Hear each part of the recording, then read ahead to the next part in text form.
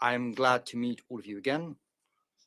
My presence in New York is due to the fact that under the Russian presidency yesterday and today, we've held two central events, the open debate, namely, it means that they can be attended not just by the members of the UN Security Council, but all the delegations who wish to do so. So both yesterday and today, we've had a great number of participants.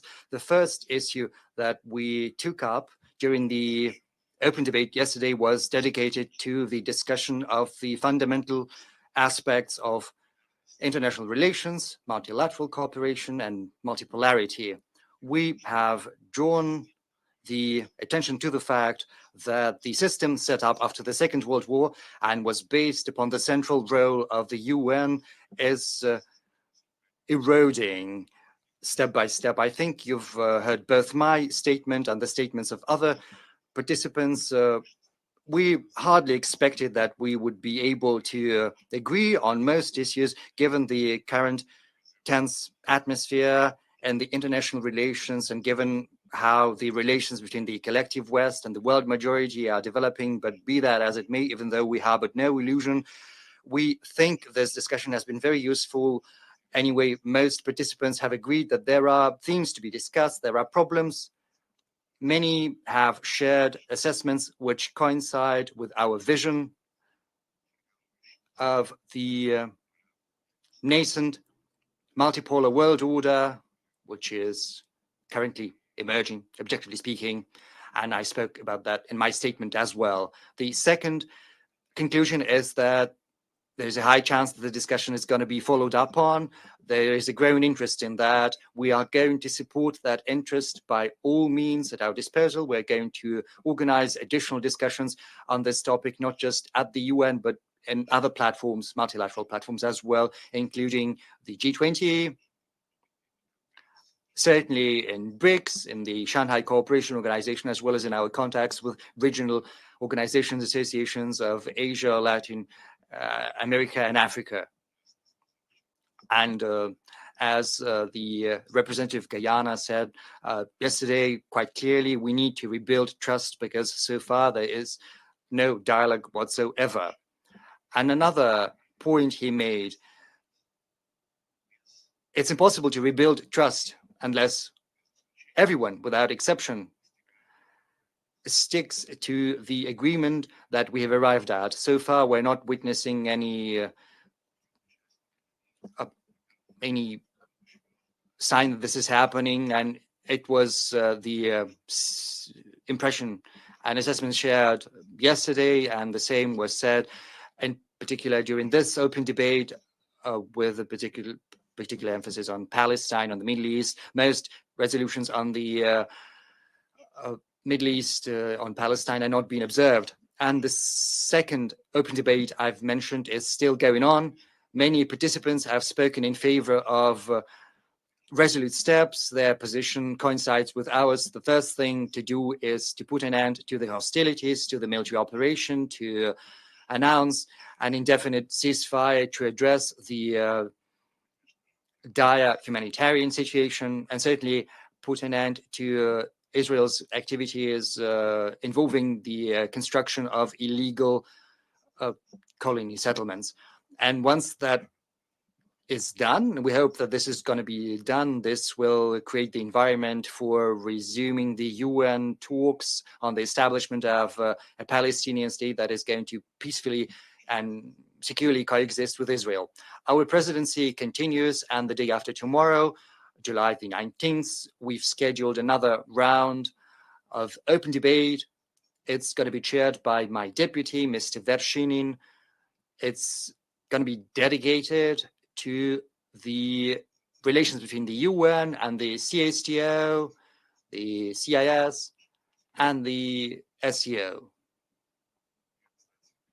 Incidentally, I've had a series of bilaterals with the ministers of Arab states, with the foreign minister of Hungary, as well as with the foreign minister of Switzerland.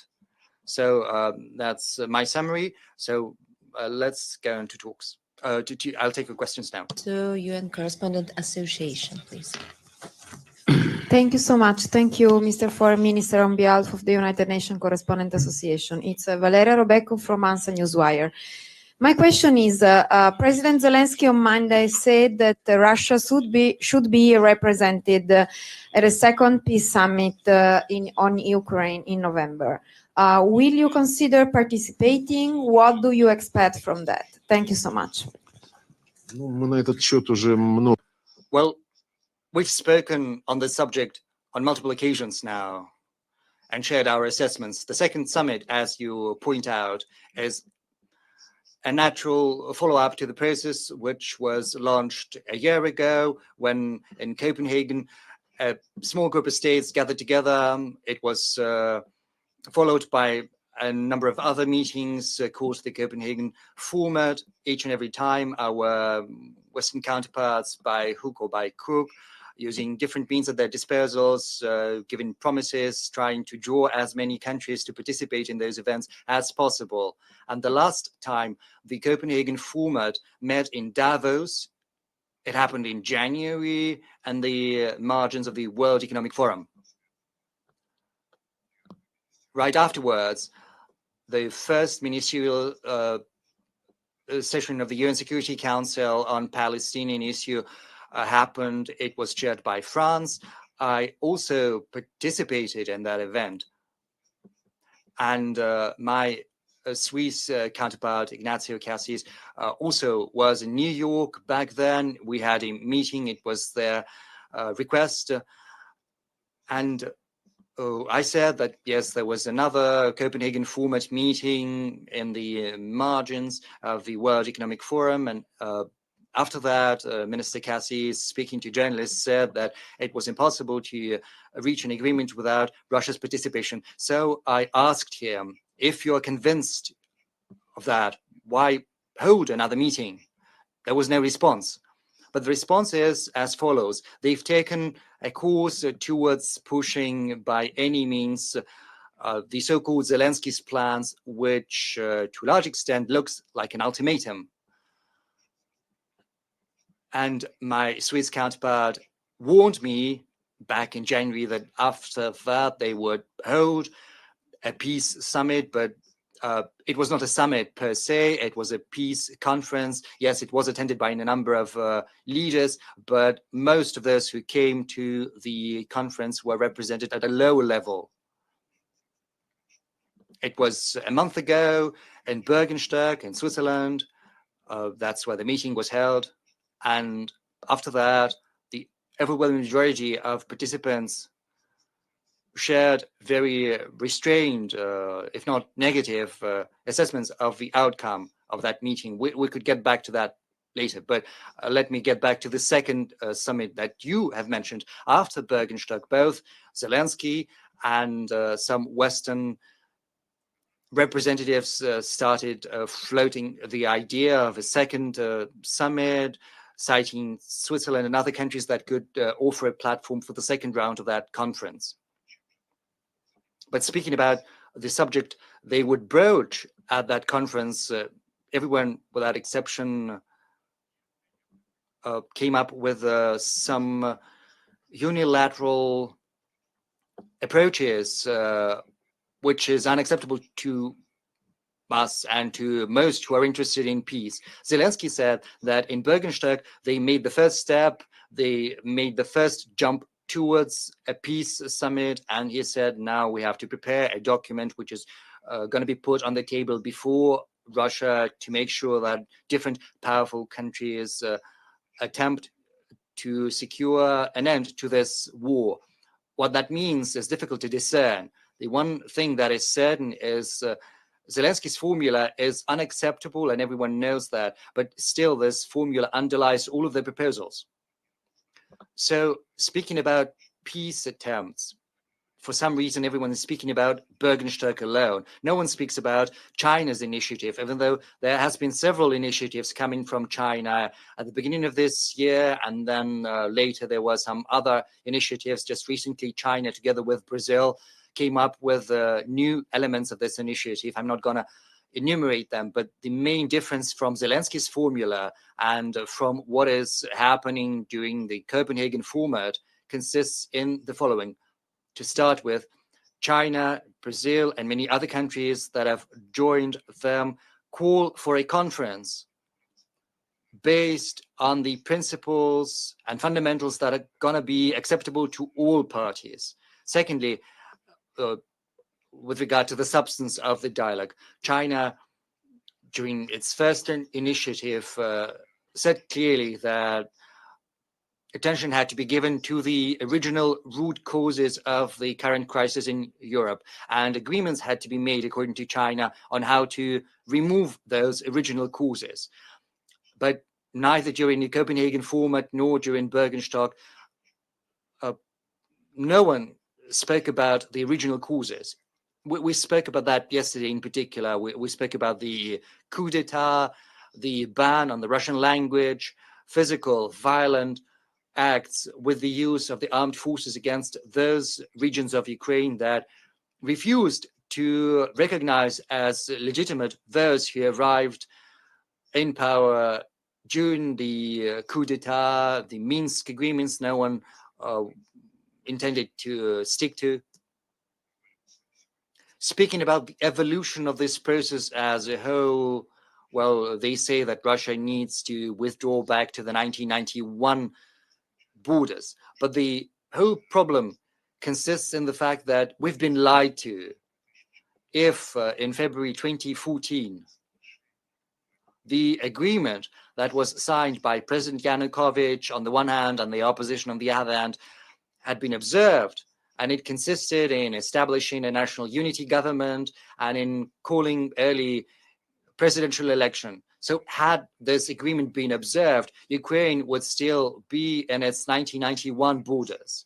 But this agreement was sabotaged by the very people who signed that agreement from the opposition side. Right after the coup d'etat, after seizing the administrative buildings, they said they were revoking the status of the Russian language. They demanded that Russians should liberate Crimea. I mean, those Russian-speaking people who lived there. And because of that, it was impossible to preserve Ukraine in the 1991 borders. Crimea had a referendum, and not a single person whose objective doubts that this is how it got back to Russia. Whereas those who refused to recognize the coup d'etat, they were declared as terrorists. The armed forces are terror. The air force have been employed against them. They resisted. And back then, that part of Ukraine ceased to be part of Ukraine.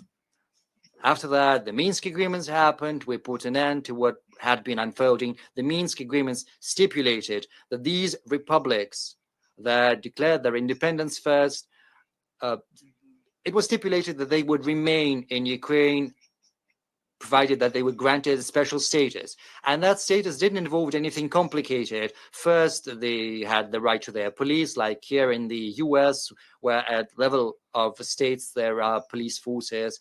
They also had, they wanted the Russian language status to be guaranteed. They wanted the right to nominate their own judges and prosecutors. This is more or less the same what President Macron has promised to Corsica. I don't know whether he's going to succeed in that. So had the Minsk agreements been implemented, Ukraine would have remained in the 1991 borders minus Crimea, because back then no one spoke about Crimea at all.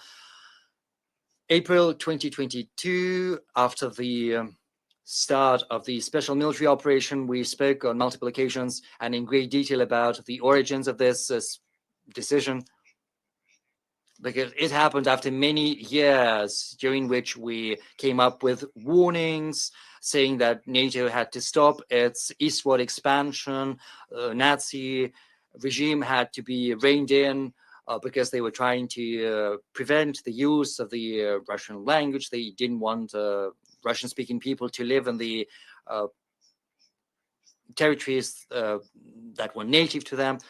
So after many warnings, in April 2022, if the Istanbul Agreement had been signed, then Ukraine would have remained in the 1991 borders, minus Crimea and minus that part of the territory which back then was under the control of the Russian armed forces. But it turned out that we were lied to back then as well, when they were telling us that this agreement was the path to peace. Well, maybe the Ukrainian negotiators were sincere because they initialed the agreement, but as the chief negotiator recently admitted in a TV interview, Boris Johnson arrived and he forbade them from signing the treaty, so this treaty was not signed.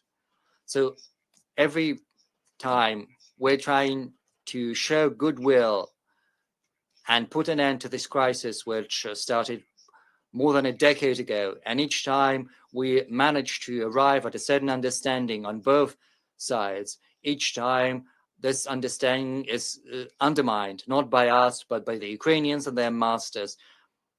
On multiple occasions, President Putin said that, and just recently he has reiterated that. He said, we are willing to discuss the situation and the security in the region, but of course we need to start by addressing the root causes, and we should take into account the need to secure Russia's security interests, not to the detriment of someone else's security interests, but in the context of general agreements. The OSCE has failed because all the principles underlying the OSCE, such as the equal and indivisible security, not reinforcing one's security at the expense of other security, all of that has been trampled upon.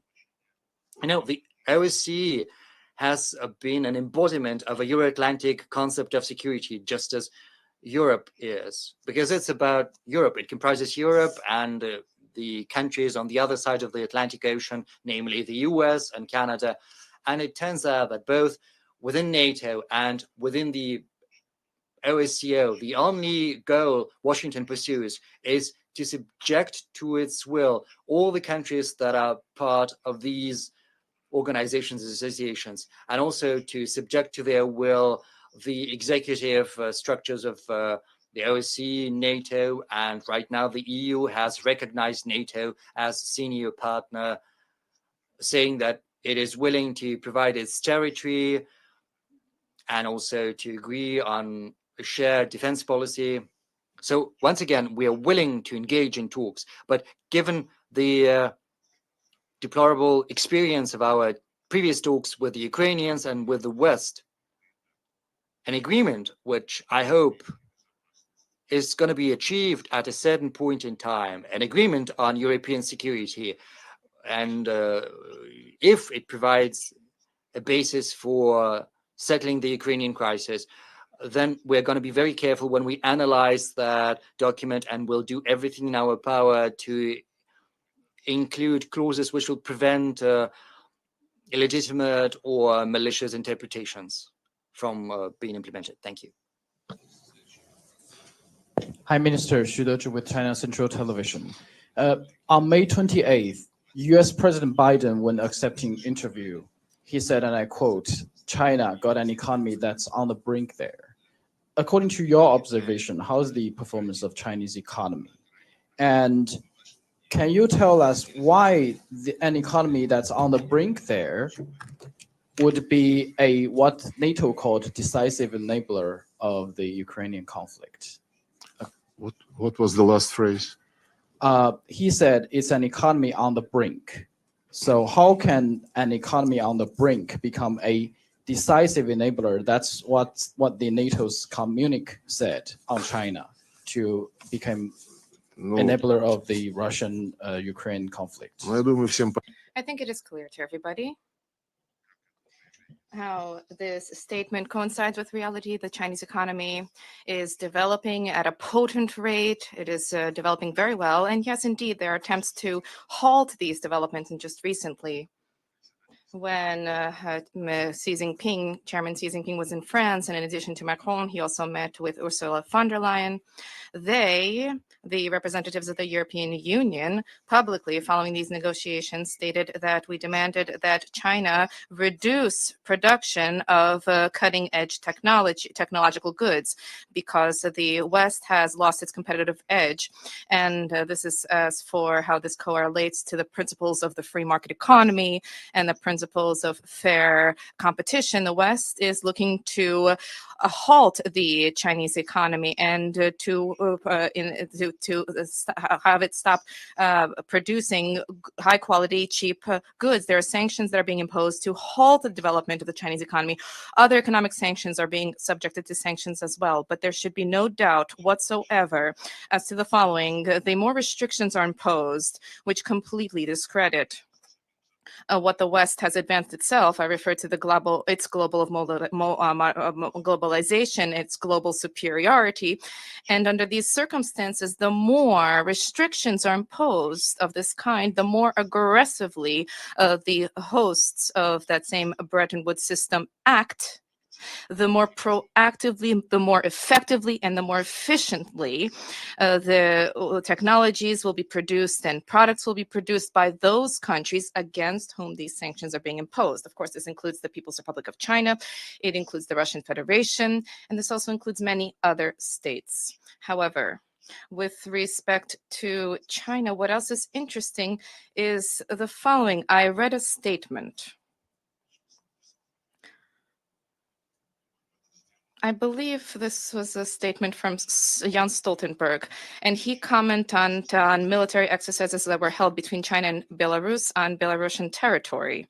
And he seriously, very with a great emotional charge, said that this is very dangerous affair because the Chinese are moving towards NATO. But as for the Americans moving close to China, that they have surrounded China and Russia, all of this is taking place along our borders with block-based structures. This includes AUKUS, the US, Japan, and Korea. The US with South Korea reaching an agreement on joint nuclear policy, and a great deal else. They're attempting to divide ASEAN. They're attempting to bring other countries into their own ranks, the ranks of those very same parochial closed bloc structures.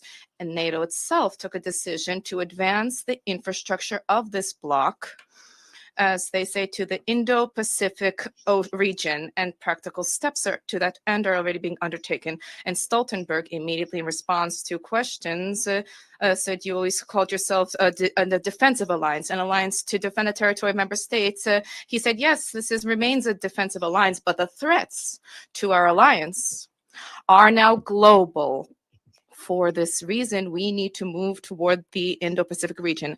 I think that the aggressive, unjust essence of this policy is, of course, clear to all.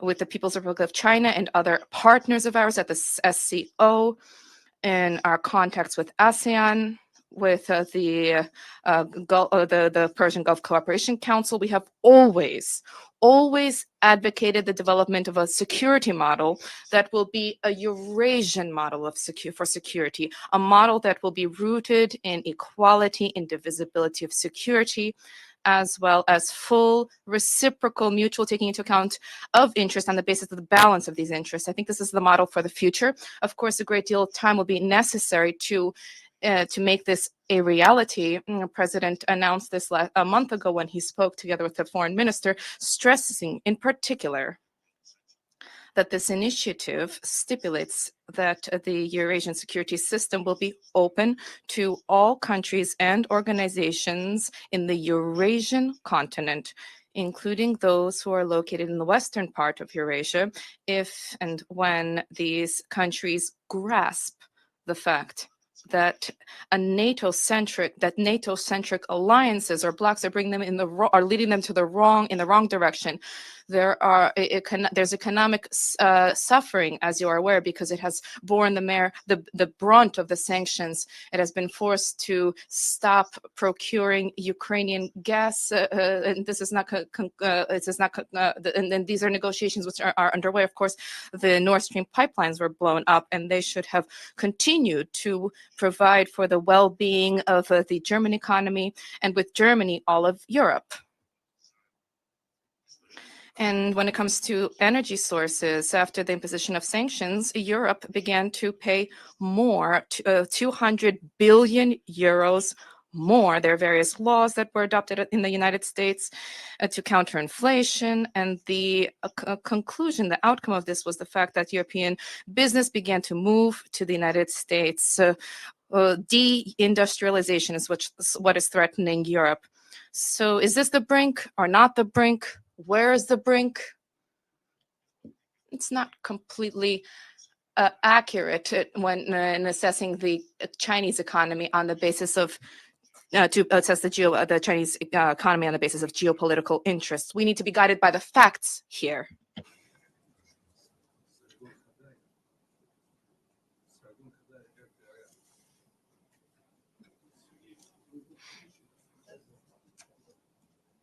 Sergei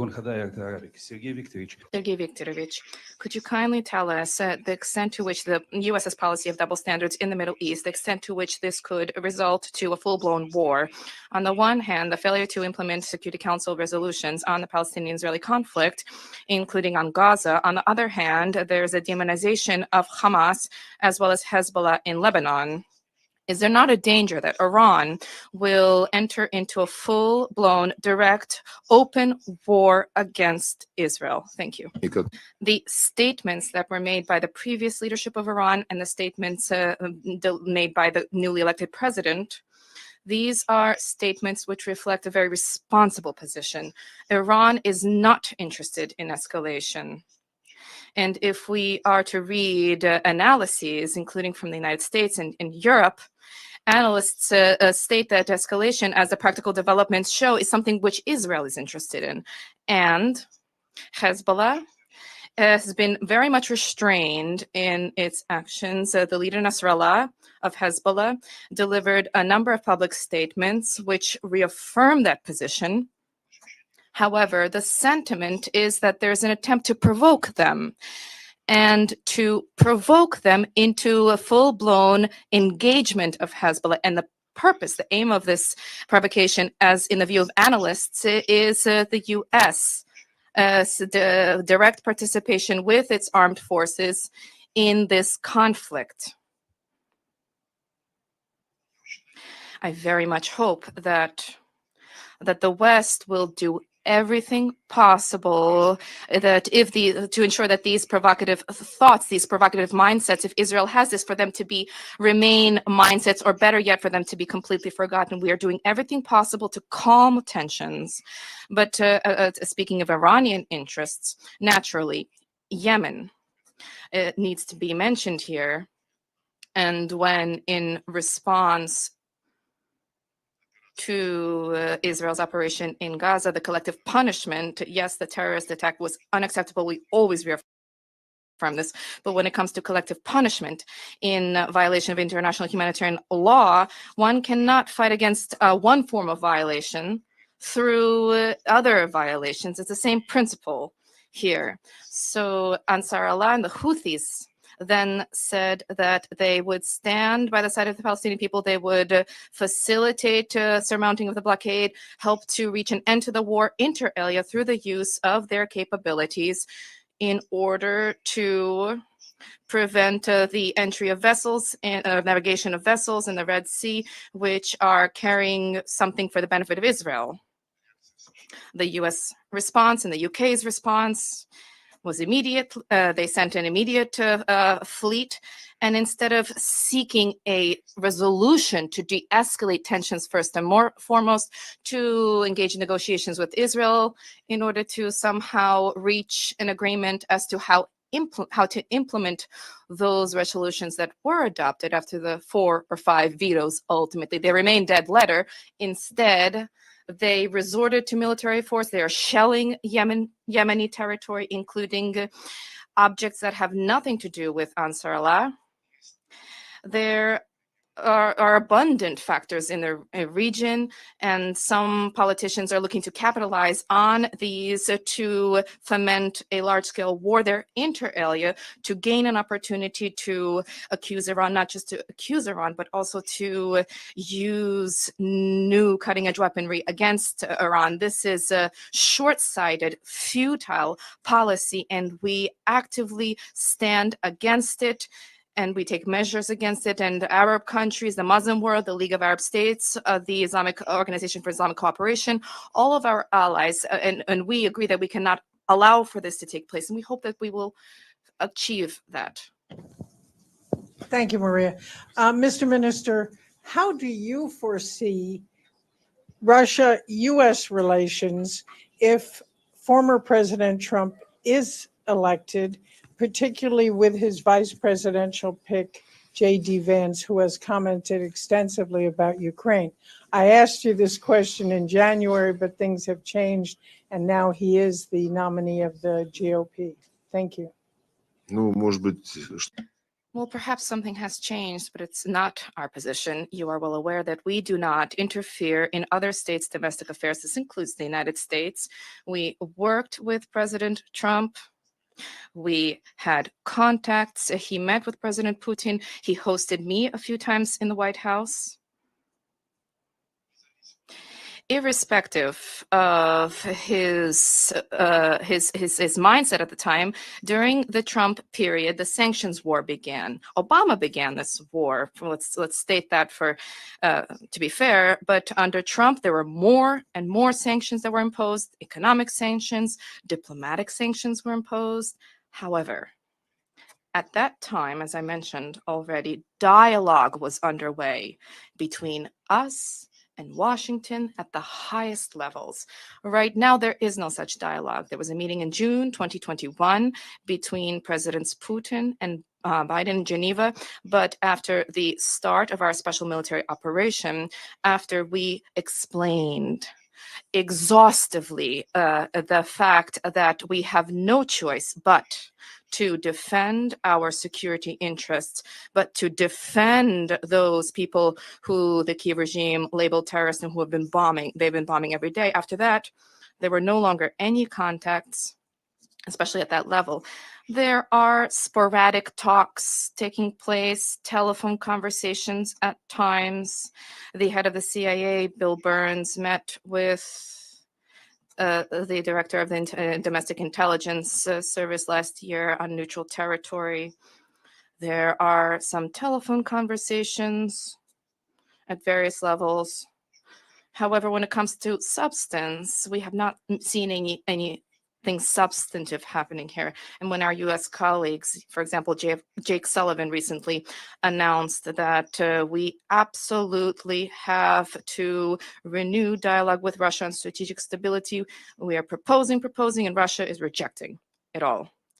Well, this is completely shifting blame, and that is evident that this dialogue on strategic stability requires the presence of relations, first and foremost, mutually respectful relations on equal footing, and all of this was set out in the documents we reached with the U.S., including the strategic offensive arms. But when you label publicly, Austin, I believe, labeled Russia the enemy, the main threat, we need to do everything possible for Ukraine to win, he said.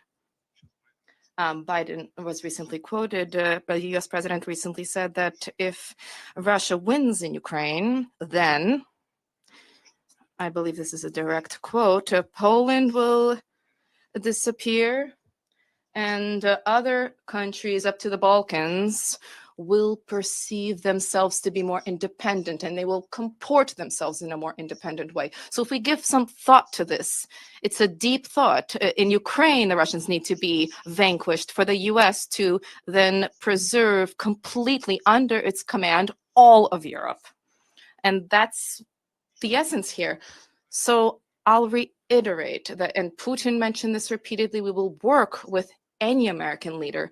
We will remain ready to work with any US leader who the US people elect and which the leader will be willing to engage in equitable, mutually respectful dialogue. I wish to recall once again what I stated during the Trump administration. Despite the very serious sanctions, there was still dialogue underway. And this is useful in any case. If you read yesterday, perhaps you heard the foreign minister of Hungary, Peter Serguéi, spoke. And a great deal of his statement was dedicated to the way of virtually all the rest of the European Union is beginning to engage in acts of sabotage and boycotting the events of the Hungarian chairmanship because Viktor Orban traveled to Russia and China and because he is advocating for peace. That is shocking.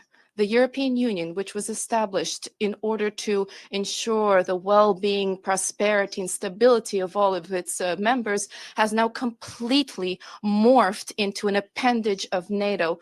And just as aggressively, and perhaps even more aggressively, there are demands for Russia to be vanquished. What kind of strategic dialogue is this? Or any other kind of dialogue can we even talk about here? And if our colleagues give this a second thought, if they surmount this mania of their own exceptionalism, their own impunity, their own superiority, then we'll sit down with them. We'll listen to what they have to tell us. But when it comes to running around and trying to persuade them, that's not how we operate. It's not part of our tradition. Thank you, Maria. Abdul Hamid Sayam from the Arabic Daily Al-Quds Al-Arabi. Thank you, Mr. Minister, for coming again to talk to us. I've been asking you about the two-state solution, not this time. Don't you see that the war on Gaza also shows that the major failure of international community, failure of international law, failure of ICJ to impose its provisional measures, 4 resolution in the Security Council, 2 in the GA, and yet the genocide war is continuing. And how do you see the common areas between the war in Gaza, supported by NATO members, especially the US, and the war in Ukraine, supported by NATO as well? Thank you. Ну, во-первых, вы First and foremost, you're absolutely right. It's not the situation in Gaza, which is a failure of the the international community. It is indeed a failure of the international community, but the failure is the failure to implement U.S. and Security Council resolutions on the establishment of a Palestinian state, which should have emerged concurrently with the state of Israel within the borders. Completely different than those little clumps of territory which the Palestinians currently possess. I spoke about this in detail today, and the majority of other delegations also spoke about this at length and in detail. And the head of the cabinet of Antonio Guterres, Mr. Rotrey, reading the statement from the Secretary General, very explicitly stated the truth. And the truth is as follows. Of course, we all say that there's a need to implement resolutions listing the names on the establishment of a Palestinian state within the 1967 borders, with East Jerusalem as a capital, to bring back the ensure the return of refugees, and for this state to coexist in peace and security with Israel. And then Mr. Rattray mentioned the example, referred to how the situation on the ground looks. The territories that the Palestinians held in 1967 and what is currently actually under the control of the Palestinian National Administration on the West Bank and East Jerusalem. Well, Gaza is a specific case here. Once again, a specific statute to Israel is once again stating that there is a need to preserve control of Gaza along the perimeter. This will be a continuation of the blockade. And there were a multitude of resolutions. You're absolutely right. Virtually not a single of those resolutions has been implemented. I remember when the Quartet of International Mediators in the mid-1990s adopted a roadmap, and the way everybody applauded then. And this roadmap explicitly spelled out every step by the week, by the month, and it set out that in a year a Palestinian state would be established with compromises as compared to the initial resolutions, and that is unfortunate. Поддержка Regarding the comparison between support to Israel and support to Ukraine, they do have a lot in common. Let me give you the figures. In 10 months, almost 10 months, since Israel has been conducting its operation in the Gaza Strip, roughly 40,000 civilians have died, mostly women and children, and roughly 80,000 people have been injured. That's just in a matter of 10 months. Civilian losses on both sides, on the Donbass side and on the Ukrainian side, in a decade since the coup d'etat, half that figure. So the scale is frightful. And since you've brought up this issue, there's a component of this whole situation. That's the UN and the Secretariat, the UN Secretariat. Recently, when we struck military and also energy infrastructure in Ukraine that's related to the military, one of these missiles were shot down by Ukrainian air defenses. And these air defenses were in fact deployed there in violation of international humanitarian law next to residential housing, social facilities, and some of what was struck down fell on Ahmadet, a children's hospital in Kiev. 2 people died, and roughly 20 were injured, sustained injuries of various sorts. Mr. Dujarric, or was it Dujarric, what's the right pronunciation? Then the very next day, he accused the Russian Federation on behalf of the Secretary General. He called for an end to be put to this. And yet, at the very start of the operation in Gaza, following the 7th October terrorist attacks, there were strikes on the Al-Ahli hospital. I think that was in late October, early November 2023. And according to various statistics, 80 people perished and several hundred were injured. The Secretary General commented on this, and the comment wasn't very clear. It wasn't clear who actually was behind the strike. He condemned the strike. He called for an avoidance of such violations of international humanitarian law, IHL, but by then everyone knew full well who was behind the attacks. And then when the next day, Mr. Dujarric was asked, did you get to the bottom of who was behind this? He said, I can't add anything to what I already said yesterday. So the double standards are absolutely obvious. You partake in these briefings. You've probably seen many more examples of this. It's regrettable. Article 100 of the UN Charter speaks to neutrality and the impartiality which UN staff must abide by. So it's clear that the West has basically privatized the UN Secretariat, UN bodies.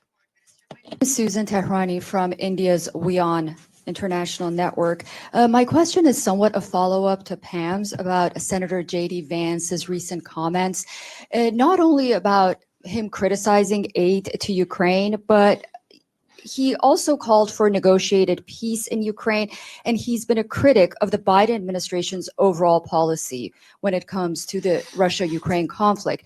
I'd like to get your views on his recent comments about aid to Ukraine, and also what would final borders look like in a negotiated settlement agreed by Moscow should, for example, Senator Vance's suggestions move forward? Thank you. Well, I heard the same thing you did. He's in favor of peace, in favor of ending the assistance that's been provided, and we can only welcome that because that's what we need to stop pumping Ukraine full of weapons, and then the war will end. and then we can look for solutions. But of course, we're talking about solutions which take into account the reality of the situation on the ground. Not just on the ground, but also the reality of political life. This includes the fact that after, well, Boris Johnson, in April of 2022, with the support of the US, he basically torpedoed the peace agreements. Had he not done that, had he not scuppered that deal, a significant portion of those territories, which subsequently held referendums and became a part of Russia, those territories would have remained Ukrainian, and yet they held referenda. And they did that for that very reason, because they understood that the West was going to scupper any deals, and that Kiev is not a regime that you can do business with.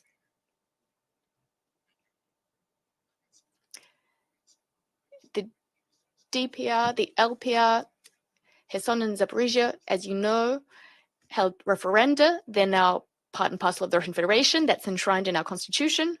And there's no use discussing that any further. It's non-negotiable. We can't leave those people to their own devices. We haven't liberated all of that territory, but we can't just leave these people behind, people who voted in favor of coming back into Russia's fold. We can't leave them under the yoke of a regime which is destroying all that is Russian. I mentioned that in my speech, in fact, a very important fact. All of these various initiatives that are being floated, it's absolutely right that our Chinese colleagues drew attention to the fact that we need to deal with the root causes, to address those causes, rightly so. But everyone else, the West, the Zelensky plan, the peace formula, what the West is promoting, in none of those plans do they talk about human rights and the rights of national minorities. But the West adores talking about these topics, as you know. And that begs the question, we ask them, why? Why are they being omitted?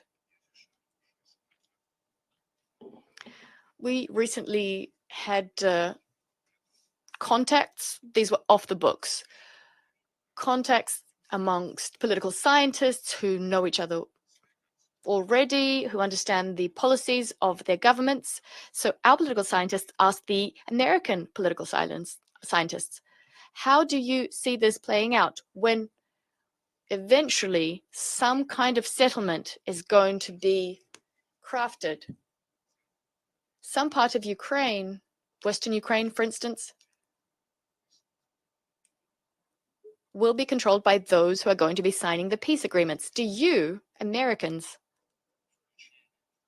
support the inclusion into these agreements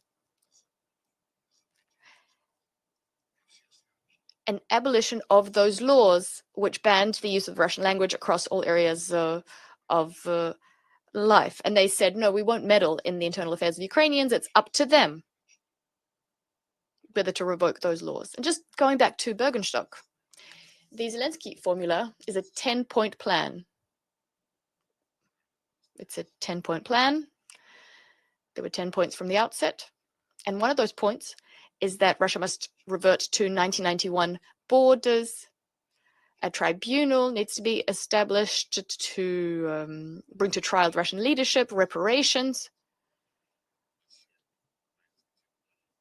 What's to happen with those weapons, Russian weapons? Also, power, humanitarian, nuclear issues, exchange of prisoners of war, the list goes on. This plan is extremely arrogant, and it's a dead end, in fact. That's obvious.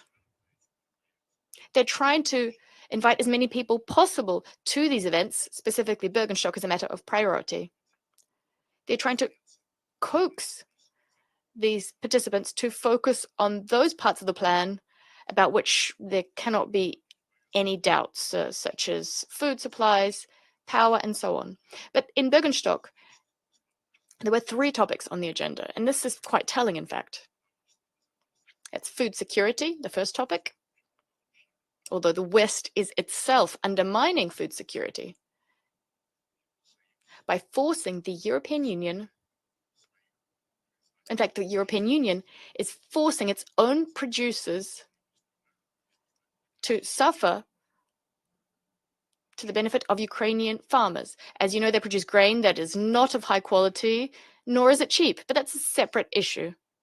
And in fact, the Secretary General, we very much value his efforts directed at implementing the UN-Russia memorandum, which sets forth the steps for removing restrictions on Russian fertilizer and foodstuff exports. So I mentioned humanitarian issues as well. That's the second point of that plan. And then the third point is nuclear security.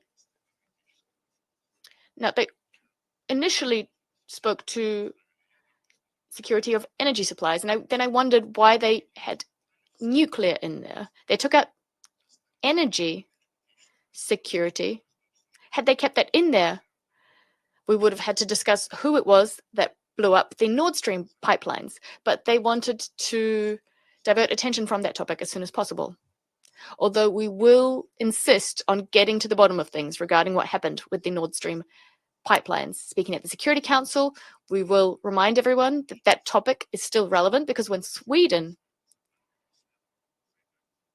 which said that it was conducting an investigation, Sweden said that we held an investigation, it took 2 years, we didn't find anything, case closed.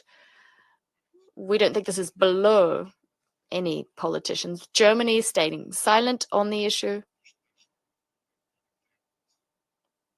So we're going to demand that, and we're going to demand that whenever accusations are leveled at us,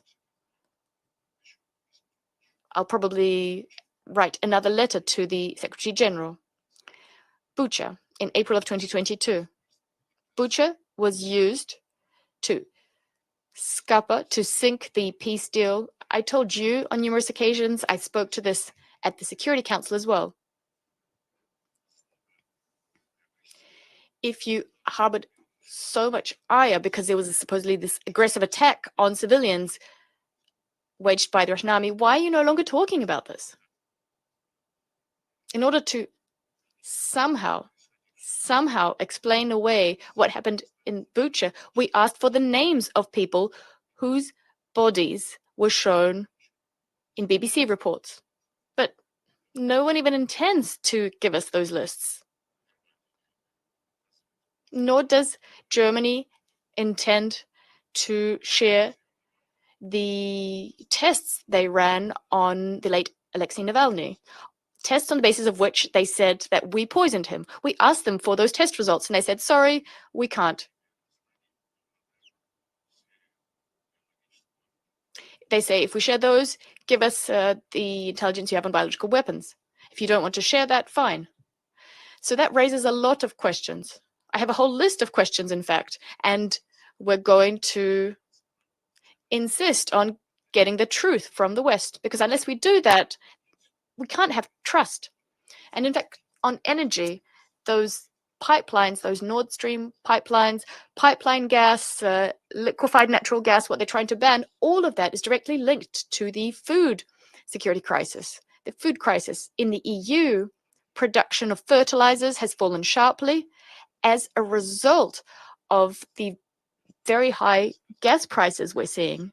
So this is all inextricably linked. And I think it's below any country to accuse the Russian Federation of fomenting this, especially below those states which are members of the Security Council. They should recognize their responsibility for what's going on.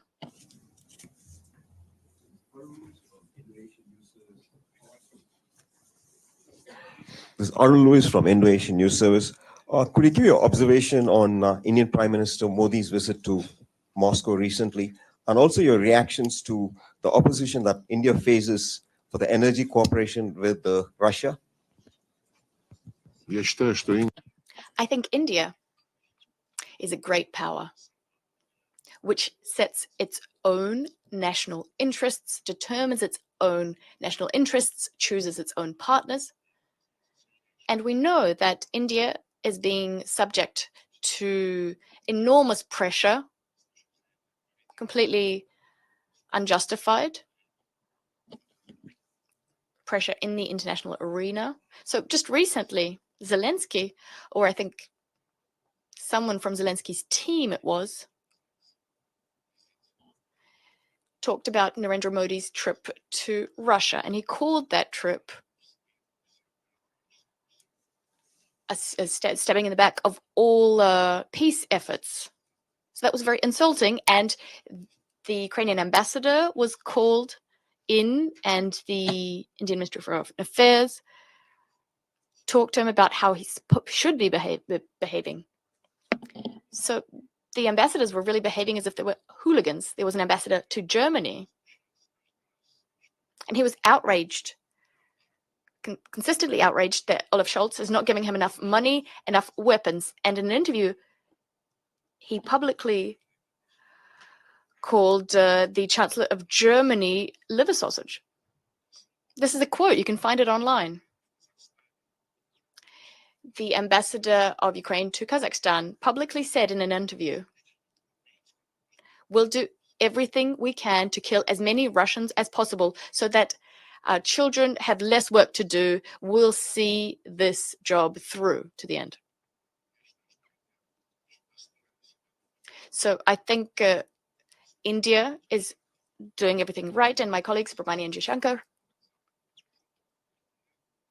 after a tour of Western states, answering questions, including the question, why are you buying more oil from Russia? He cited statistics, and those statistics showed that the West has also increased its purchases of gas from the Russian Federation, despite some of the restrictions that have been imposed, gas and oil as well. And then he went on to say that India will decide for itself how to trade with whom and how to defend its national interests. But the fact that the West is exhibiting its displeasure to powers like China, like India, well, it shows their lack of erudition, their inability to partake in diplomacy, and also it speaks to the failure of political analysts. Because speaking this way to these great Asian powers, I mean, you might dream of that, but it's really beneath them. It's really beneath them behaving this way vis-a-vis any and all countries, but in particular when they're speaking in this way to these two giants, these two great powers. Thank you very much, Mr. Minister. It's always nice to see you in this room. All of the journalists greatly appreciate it. You say that there must be a new world order that is multipolar. You say it is already happening. What role do you see for the United States in the new world order? Ну, надо просто смириться с реальностью.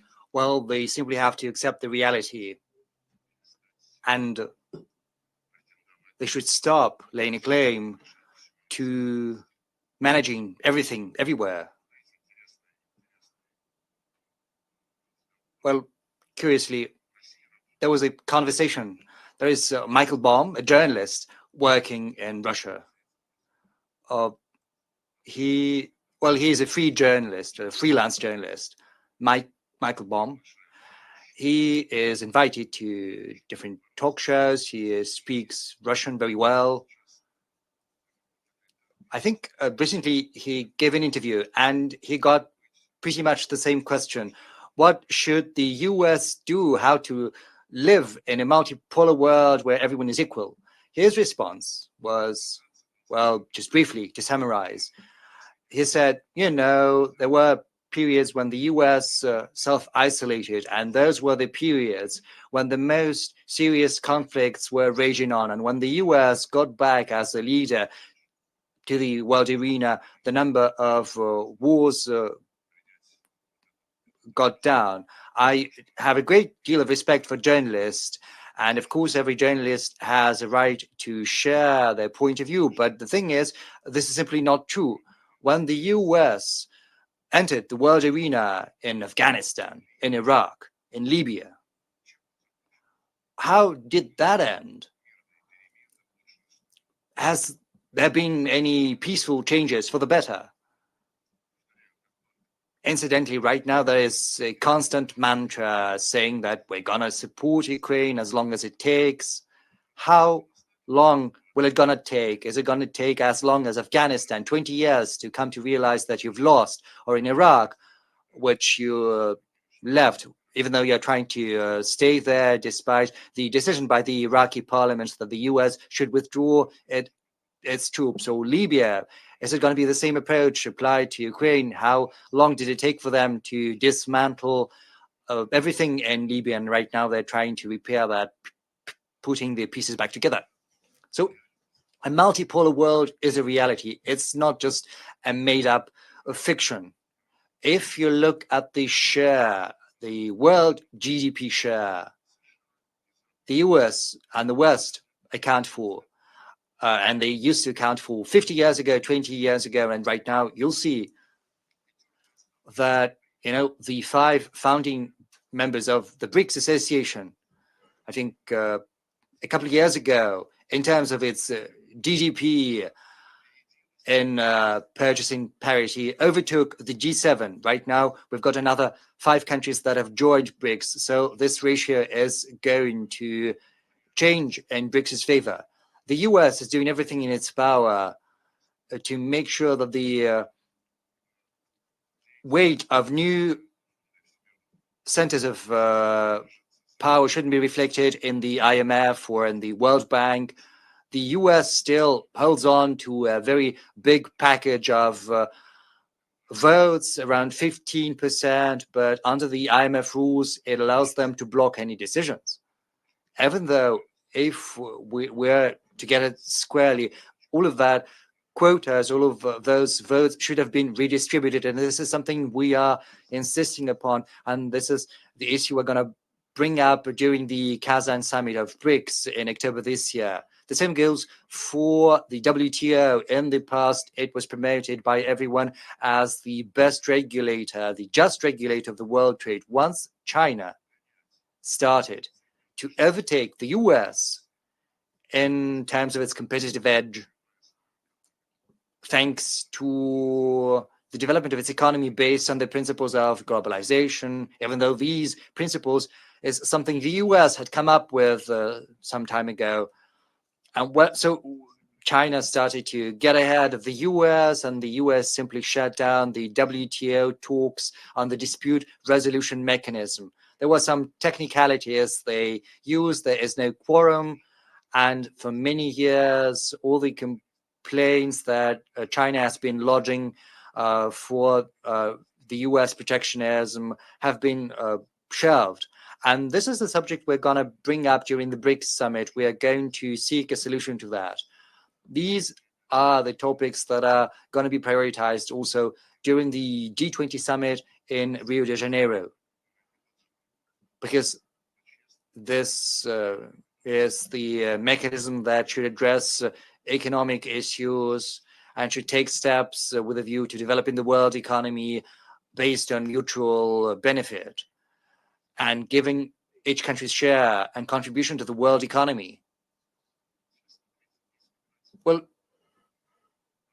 you see, if we have a look at Eurasia, you'll see there is the Shanghai Cooperation Organization, the Eurasian Economic Union, ASEAN, and all of these associations have agreements with China on harmonizing these integration projects with China's project of One Belt, One Road. There are also countries of the Gulf, basically they fall within Eurasia as well. And when all of these countries are fostering ties between one another, they are basically weaving the fabric for future Eurasian integration cooperation based on relative advantages provided by God for the development of this space, which is so richly endowed with natural resources, which is so important from the point of view of world logistics. And we advocate these processes very energetically.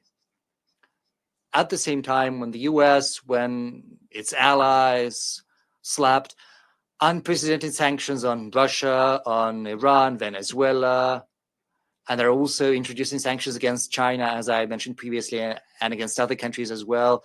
Countries in Africa and Latin America started to give more thought to securing themselves against such whims of the US, because no one knows whom the US is going to take issue with in future. So during the last G20 summit, there was an idea promoted, I think it was last year during the BRICS summit. There was an idea promoted by President Putin on setting up alternative settlement and financial transactions mechanisms, and the BRICS countries, the central banks are looking into that actively. The recommendations are going to be drafted for the summit. And within the framework of CELAC, President Lula has also floated the idea of moving towards a single currency. Everyone is trying to protect themselves. Just recently, Saudi Arabia said, well, you know, there's been a leak that they think that right now, when the US and the collective West are trying to take away Russia's money, to steal Russia's money, they are thinking on de-dollarizing their economy, on decreasing their dependence on the dollar. And de-dollarization is happening. You know, you mentioned President Trump, and he said that it was suicidal, but it's the US that's at the origin of this de-dollarization process. So there is a group of regional associations, CELAC, African associations, Asian associations. They are working together with one another. And certainly at the global level, BRICS has every chance to turn into a harmonizer for similar processes across different regions where the countries of the world majority are represented. And of course, there's the G20 that I've mentioned. And within the G20, the world majority is going to continue talking to the West, provided that the West is willing to have a frank conversation. There's also the UN, where every country is represented and everyone needs to talk to one another. Yesterday, the foreign minister of Hungary, Mr. Szijjártó, spoke on the subject, and he said, I've always been convinced that the UN has been established for everyone to talk to everyone, but so far, this is not the case. The West has decided that the UN has been established to bolster its arrogant claims to world hegemony. I think at a certain point in time, the US comes to realize that it's better to be part of a constructive process rather than going around other countries using the sanctions truncheon, trying to make everyone to dance to their tune. And you know, the tune constantly is changing every 4 years. Everyone is trying to get accustomed to that, to adapt, but it's difficult given the internal political specifics of the US. Please, известия. Nikolai Ivanov, Izvestia news agency. You met the foreign minister of Lebanon.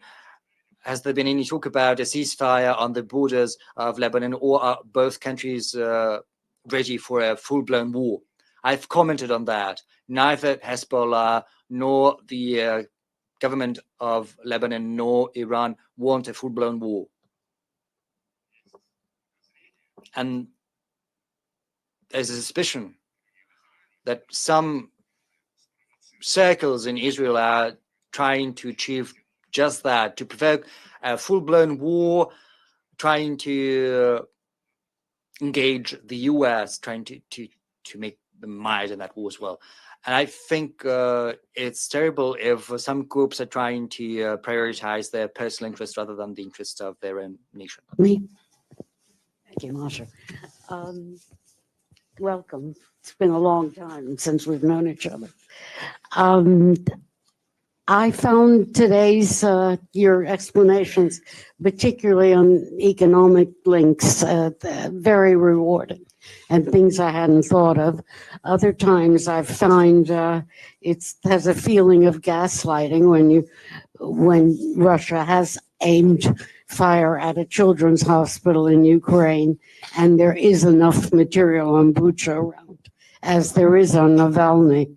But what I really wanted to ask you is that the appreciation of Russian culture, art, music, and so forth is done by journalists who have ties to Russia and have grown up speaking the language, whether it's Evan Gershkovich or Masha,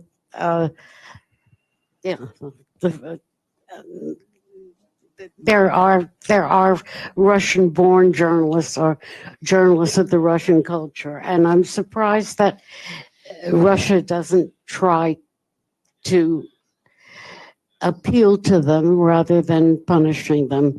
Not every story will be a good story, but they are capable of bringing the culture of Russia to the world.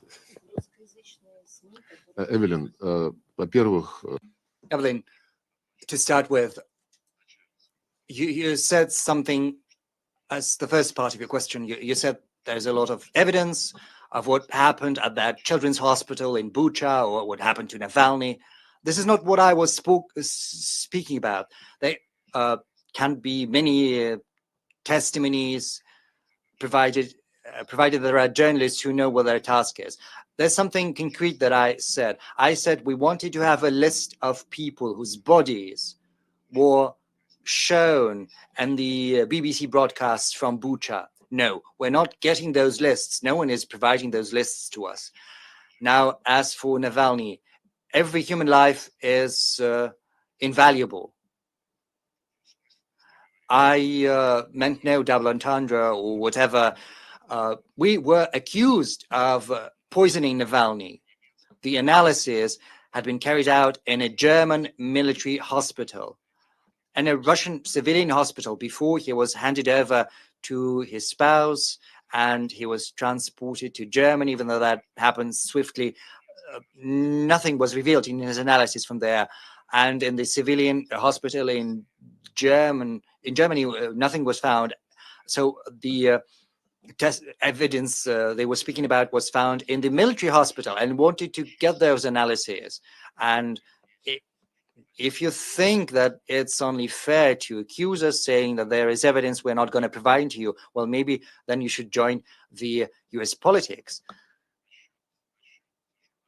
Speaking about journalists, I did not quite grasp whom you were referring to, why we're not releasing some journalists or whatever. What is it you were talking about? Masha Gessen. There must be more journalists with Russian ties who are being punished by Russia one way or another. We have a Masha of our own. We have our own Masha. And just recently she made a post citing Somerset Maugham and many other journalists and writers, showing that the use of journalists for intelligence gathering purposes, where at least in the Anglo-Saxon world, is a tradition. And we've got irrefutable evidence corroborating that Gershkovich was involved in some espionage activities.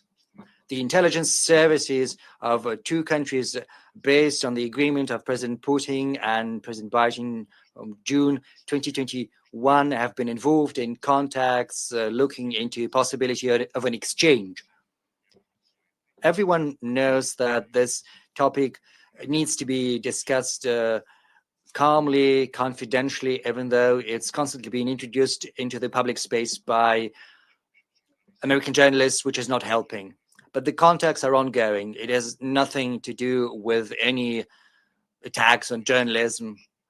And I would like to assure you that just as much as you do, we are in favor of journalism and freedom of speech. And you remember when our journalists started to be chased away, when our media outlets were shut down, first we preferred not to respond. We spoke about that with Maria, and I said we shouldn't act as they do. We should stick to our principles. Incidentally, these are the principles underlying the OSCE, but it went too far. It went to some hideous, terrible steps, absolutely reckless steps, and we've been obliged to respond an eye for an eye. Much experience, well-known and famous journalists. Could you assist us in getting this list of so-called killed people in Bucha? We failed in this, and we even asked Secretary General, and he didn't do this as well. I said that, but Maria is correct. It would be a good thing if journalists get involved, because they are representing this function of getting to the bottom of truth. They should ask these questions, because seemingly no one is interested in that. Dozens of people were killed there. Thank you. This is the end of the press conference. And colleagues, I would like to wish you every success in the very difficult mission you are performing. I'm hopeful that there's not going to be a ban on your profession. Well, I do hope that there's going to be as little restrictions against your profession as possible. Thank you.